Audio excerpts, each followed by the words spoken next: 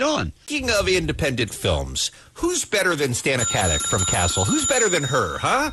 The answer, great. no one. Yeah. No one is better than her, and Stana joins us on the Kevin and Bean Show right now. How are you, my dear? Hi, I'm great. How are you guys doing this morning? Very good, wonderful to talk. I can't tell you how much we've missed you since the last time you were in. How's the Castle going? You working right now? You guys back into production? Yeah, we just started. We're finishing up episode 3 right now. Yeah. I'm so happy when a show like that so much fun comes along and I like it, and then it doesn't immediately take a nosedive and get canceled. Thank God it's actually a big hit and is coming back, you know? Yeah, I don't know if we wouldn't have taken a nosedive. We lucked out and got some really great fans that kind of kept us afloat from that first season. So I think it came down to the fans, not down to anything else. Bean and I often love stuff, and then it seems to be the kiss of death. So maybe we should just stay off of it. But apparently, there were enough other people that this particular one stayed on. Yeah. Yeah, maybe you don't want us watching your show, I think is the point. All right. Don't mind. The reason Stana is on today is because she is involved in something that is kind of making Hollywood history a little bit. Just when you think it's all been done before, just when you think there's one way to do things, along come your little friends, the Polish brothers, who are terrific writers and directors that I fell in love with years ago with their movie Twin Falls, Idaho. Yeah. And I ever since that movie, which, I mean, it haunted me. That movie was so beautifully made, and I've always kept an eye on these guys, and they always do interesting things. And they're those directors, and there are a lot of them who they do big budget movies, but then they also come back and do the small personal ones, and they're always worth watching. You're involved in a movie with them called For Lovers Only. That is, I mean, if I believe the what I've heard about this, it cost essentially nothing to make, essentially nothing to market and advertise, and every dollar is profit at this point, right? Pretty much, yep. Tell us more, Stana, because this is fascinating in a world where you see that almost every movie that's released loses money. It was a project that they kind of decided to model after the French New Wave, which was a type of filmmaking back in the 60s that started off in France, where filmmakers decided to kind of break the regular mold. They decided not to bring on the big budget crew and the big budget kind of cameras and just grab a camera and go handheld around different parts of France and put together a story using a collage of images and using actor friends, and you just use your resources as a creative artist and managed to make some really inspiring stuff back in the day.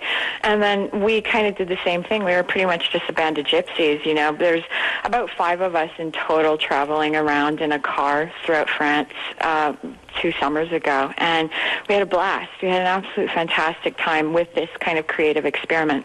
I've seen gypsies. You are no gypsy. So, is it as simple as you're driving down the road and you go, oh, that's a beautiful street corner. Let's hop out and do some of this dialogue there and film it, and then we'll edit it together later? Yeah, kind of as simple as that. I mean, we knew the script was already there. We worked out the script maybe the night before between the actors and the director and just dialogued a bit about it. So we knew what scenes we were filming each day. We didn't necessarily know exactly where we would be filming it. Oftentimes, Michael, the director, would go scouting the night before, or he had a couple of places in mind just from being around Paris for 2 weeks ahead of time. But sometimes things would happen, and we'd find something that was just too stunning to pass up, and we'd decide to shoot there. I mean, we got shots from Mont Saint-Michel, which there's no way we would have been able to film there under a couple of mil just to pay for being on the location, you know? And we got it for nothing. People thought that we were shooting a wedding. Sweet. So it was just guerrilla filmmaking. If you show up with low enough tech equipment, people will just think you're tourists. Yeah, and that's what we did. We shot, I think it was with the 5D. I'm not sure about the difference between the 5D and the 7D Canon. And it looked like it was your regular kind of standard photo camera. And so people did think that. They thought that we were shooting like wedding footage for a couple. And this took 12 days total? Yeah, in total it was 12 days. Yeah, just running around France. Wow. Well, and that's not a terrible way to spend a couple of weeks either, by the way, just running around France, even if you are doing some work. No, I mean, it was fantastic. We started off in Paris, and we made a big fat circle and managed to go down by the Mediterranean. And it was just really a wonderful experience as a human and then as an actor, obviously, yeah. Is French one of the 80 languages that you speak, Stana? Yeah, I was babbling a bit in Of French. course it is. Of course she also speaks French.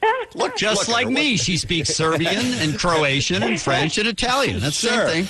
Now, what about of course, the payoff for the viewer is if the movie's any good. What's the movie about and who are you? Well, the movie's about two former lovers that slam into each other in Paris after 8 years of being apart. And everything comes back, basically, to them, and they decide to go on this journey together. They have lives that they've invested in the parts of the world that they're now living in. And what they discover eventually through it is that they can't hang on to this incredible kind of affection that they have for each other. They have to kind of sacrifice that because of some of the decisions that they've made. And, you know, in some ways they were so young and they stupidly let each other go. And it kind of points to the idea of if you find something really, really great, don't screw it up. Don't mess it up. Hang on to each other. And at what point do the Smurfs show up? Because I'm confused now. Nope. Different movie. No Smurfs? But you didn't see them? They were there. Different movie altogether. Now, as a matter of fact, this movie wasn't even in the theaters, was it? No, well, you know, we did a couple of screenings. We've been doing some film festivals. European film festivals have been really great in embracing the project. So, in fact, my partner in crime, Mark Polish, is in Poland right now for a number of screenings for the Transatlantic Film Festival. I showed it in Czech Republic. It's going to Germany as well, and it looks like it's getting a lot of great reception. And where can we get it? You guys can get it on iTunes. Go and download it and enjoy it. I think it's like $5, you know? Awesome.